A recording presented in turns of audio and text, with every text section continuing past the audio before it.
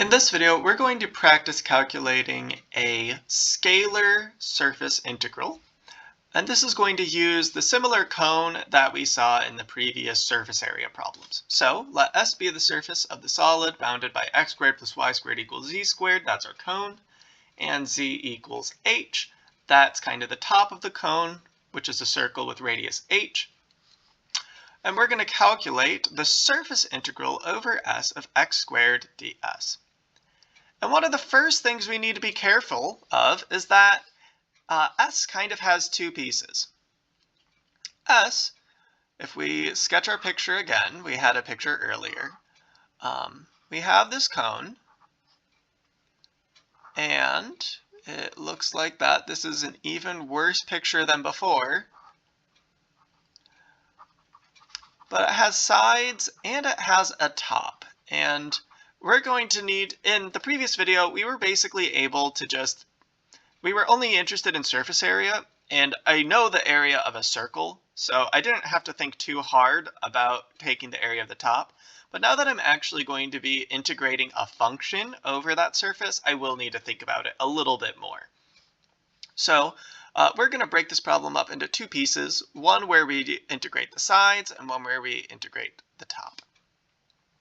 And what you want to remember is that the scalar surface integral is going to be given of the scalar surface integral over over S of f ds is given by the integral over some region D of f composed with our parameterization multiplied by the norm of this n of st thing, dA. And remember, this n of st thing is really just the ts cross tt that we saw when we were working with surface area. So really, this is nothing more than taking what we integrated to find surface area and then multiplying it by the relevant function. If our surface is given by the surface of some graph, we'll say g of xy, we'll call it g instead of f just to differentiate from the function f we're integrating. If it's given by some surface of a graph, we write that it can also be given by the integral of d. Keep in mind, well, I'll go back to that. The integral over d of f, I don't need to compose it with anything, times the square root of the partial of g in respect to x squared plus the partial of g in respect to y squared plus 1 dA. And let's talk about what these d's represent. This d depends on the parameterization.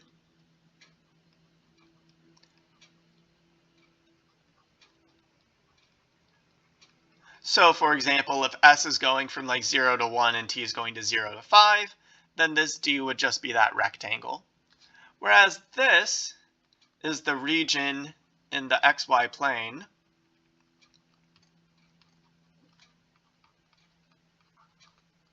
we are over.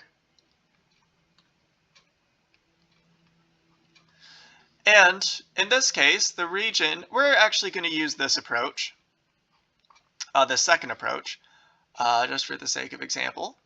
And we're over the region, which is a circle with radius h. So let's go ahead and get started. As I said, we're going to split this into two problems. We're going to start with S1 being the sides of my cone. And then eventually we'll get to S2, and for reasons which you will see soon, I'm not going to do a whole bunch of work for S2. But let's go ahead and get started. The sides are given by the graph of the equation g of xy equals the square root of x squared plus y squared. I just kind of took this equation and solved it for z, over the circle of radius h.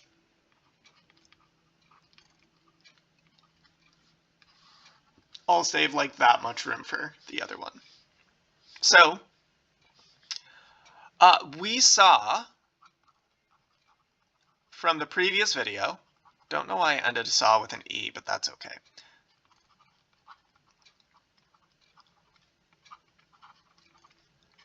That, even though we called it F in the previous video, we saw that this value,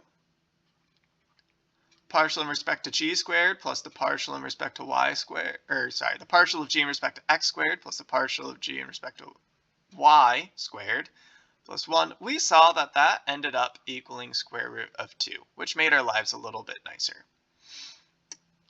So we're going to see that the integral over the sides of f ds is just going to equal the integral over this unit, or this circle of radius h. And again, we have f here. I don't need to compose it with anything because technically my parameterization is x, comma, y, comma, g of xy. So the composition is real easy. It's worth noting that if I'd had a z, then I would have had to think about my composition ever so slightly more, but I didn't have a z because that just wasn't in this problem, so that was nice. So this is going to become, my function f is just x squared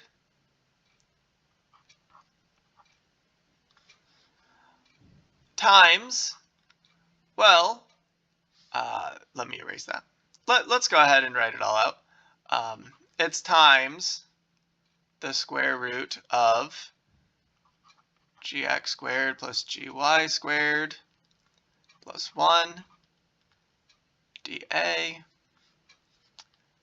which equals the integral over d of x squared times the square root of 2. And since I'm integrating over a circle, it's going to make sense for me to switch to polar coordinates. So I'm integrating over a circle with radius h. Theta is going from 0 to 2 pi. X squared is going to become r squared cosine squared. My dA is going to become r dr d theta.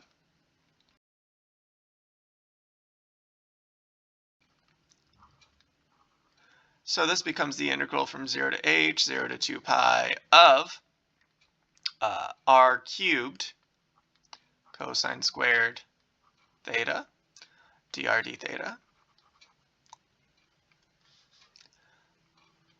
I can integrate the r part relatively easily. That's going to become r to the 4th over 4 cosine squared theta, evaluated from 0 to h, d theta.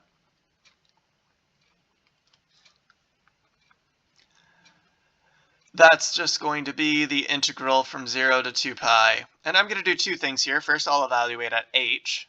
That's going to become h to the 4 over 4. And the other thing I'm going to do is I'm going to rewrite cosine squared. I know that in order to integrate cosine squared, I'm going to need to rewrite it using that power reducing formula. So that's going to become 1 plus cosine of 2 theta over 2.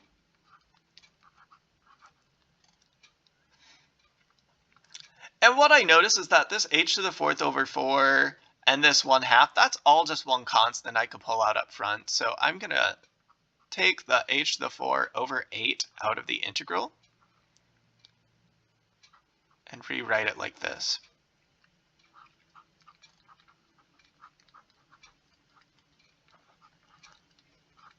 That's not too hard of an integral. That'll just become h to the 4 over 8 times theta plus sine of 2 theta over 2, evaluated from 0 to 2 pi. What we notice is that the sine part is just going to end up being 0 at both evaluations. So all that really matters is this theta, and that theta is going to be 2 pi minus 0, which is just 2 pi. So when I take this, I'll end up with h to the 4 over 8 times 2 pi oh, there was a square root of 2 which just vanished at some point. Sorry about that. It was here all along. You just didn't see it.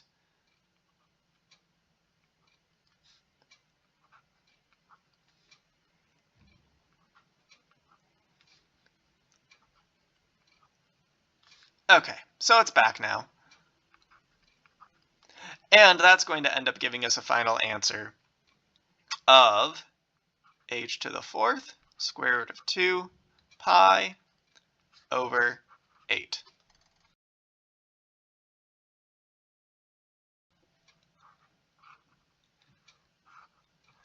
Now remember, that's just the sides. That's just the integral over the sides of the cone. We also need to calculate the integral on the top.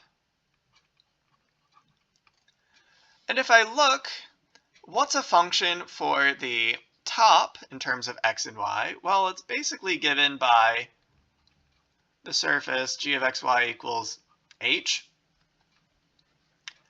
And if you look at the square root of g of x squared plus g of y squared plus 1 there, well, the partial in respect to x is 0, the partial in respect to y is 0, so this is just 1. So I have that the integral over the top here of f ds is just going to be the integral over d of x squared times 1 dA, which is the integral over d of x squared dA.